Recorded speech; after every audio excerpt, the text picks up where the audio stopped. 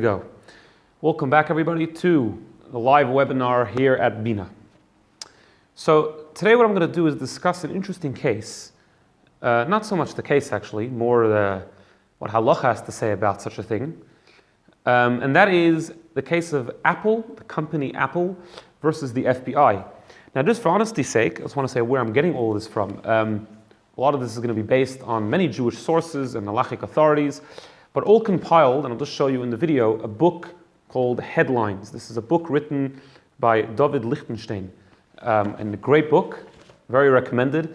And he goes through various headlines in the past few years and explains them, what halacha would say about all of those things. So today we're going to discuss this story. So on December the 2nd, 2015,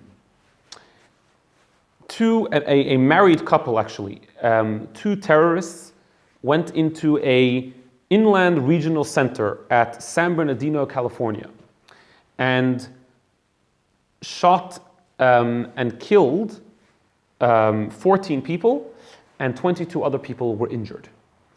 After this terrible, tragic story, the FBI took over the case and they found the perpetrator, the terrorists' iPhone, and they wanted to see who this person had been in contact with. But in order to do that, they needed to hack the phone and actually go into this person's personal contacts and things, which the only way to get into that was to use codes to unlock the phone, which only Apple can do, only Apple had. And the FBI requested from Apple to give them those codes, and Apple refused, saying that it violated their security standard. This went to the Supreme Court, and the Supreme Court ruled that actually Apple has to comply with the FBI, but the FBI actually managed to hack the phone eventually even without Apple's help. This is obviously a very unique and extreme case, but it's an interesting thing to examine.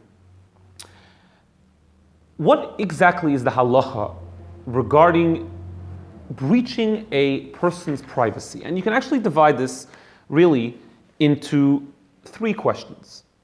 First of all, what exactly is the prohibition of sharing other people's personal information?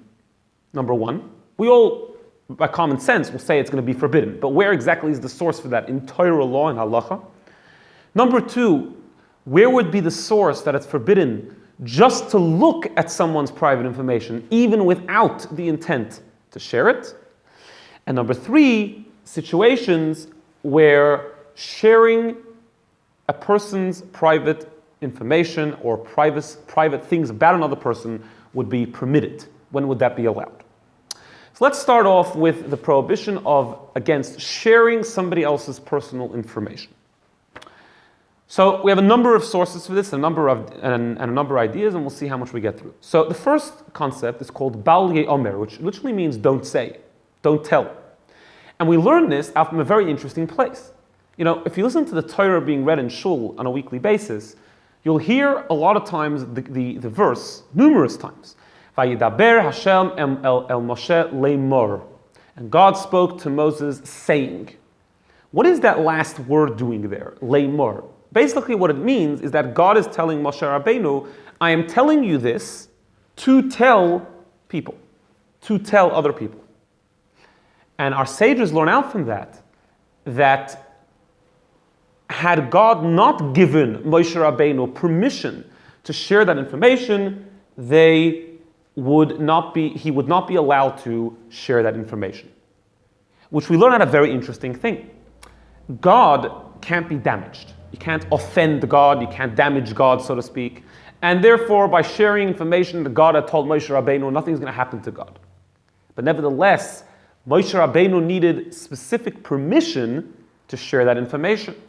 So you see from that the prohibition against sharing someone's personal information is not only when it's going to cause the other person damage, but even just sharing another person's information. If you have a conversation with another person, unless you heard specifically that they give you permission to share it, it would actually be prohibited to share that conversation that you had with that person, even if it was that person's opinion about the weather.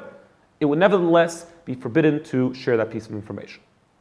Now, what's interesting, and this is something that the Chafetz Chaim discusses, we have another prohibition, which is very well known, called Lashon Hara, gossiping, evil talk, saying something bad about somebody else. If I know that somebody else has a negative character trait, and I go tell, Jack over there has a terrible anger problem, that's called, and it's true, but nevertheless, that's considered Lashon Hara, that's forbidden, that's considered a terrible sin. So what's the difference between Lashon Hara and the prohibition of sharing an average conversation, a neutral conversation? Well, one difference may be, suggests the Chafetz Chaim, is that Lashon Hara is an outright prohibition.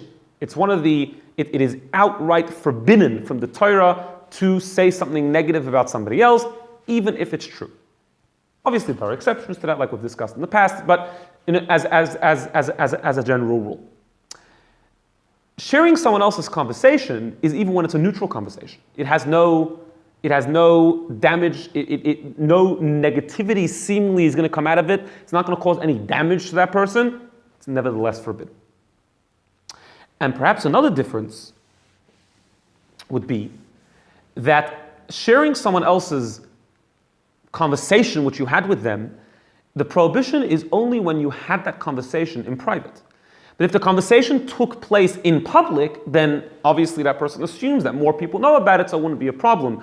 Lashon Hara would be problematic even in such a case. So here we have the first sort of source where a prohibition stands against sharing somebody else's, a conversation which you had with somebody else. Then there's a concept called rechilus. Rechilus is also a prohibition in the Torah. Rechilus, a rochil, literally means someone who's a peddler. But here we're talking about peddling information. It's forbidden to peddle information, meaning in Yiddish they call it a yenta. Somebody goes around, I know this about this person, that person, another person, and you go around talking about it, chit-chatting to every single else, you know about that person, this happened, not necessarily negative things, but just sharing information about other people is considered to be a sin, is considered to be a terrible thing. Okay, that's the prohibition of sharing private information or sharing a conversation which you had with somebody else, which that person would have wanted to keep it private. How about just uncovering a person's personal information without sharing it? I'm curious, I want to find out about this person's life, and therefore I'm going to go and find out something private about that person. Would that be forbidden? So number one, we have a principle called v'ahavta l'reacha kamocha, love your fellow as yourself. And as Hillel explains, what that means is don't do to others what you wouldn't want done to yourself. Just like you wouldn't want somebody peeking through your window and looking into your private affairs, so too, do not do that to anybody else. So that would be one source for that. Another very interesting concept would be based on the concept on the halacha called shoyel shaloi midas. Shoyel shaloi midas means somebody which borrows something without permission. So you might return it, but you've borrowed it without permission. A person's private information may be considered a person's private property, my intellectual property. If I know something, if I have a secret, you finding out about that might be a form of stealing. It might be a form of stealing my intellectual property, even if you don't go tell someone else about it. Even just finding out about it is stealing my privacy. Then we have another very interesting concept called hezek re'iyah. Hezek re'iyah means literally damage through seeing. There are many different damages in Jewish law that's discussed in the Talmud. And like, for example, if you burn someone's field or whatever the case is. But then there's a hezek called hezek re'iyah, damaging through seeing. And what that means is that a person is forbidden to build a house with a window which through that window you can then see straight into the neighbor's property. The neighbor would be allowed to stop you, according to Jewish law, from building such a window. What happens if the neighbor gave you permission? Can you still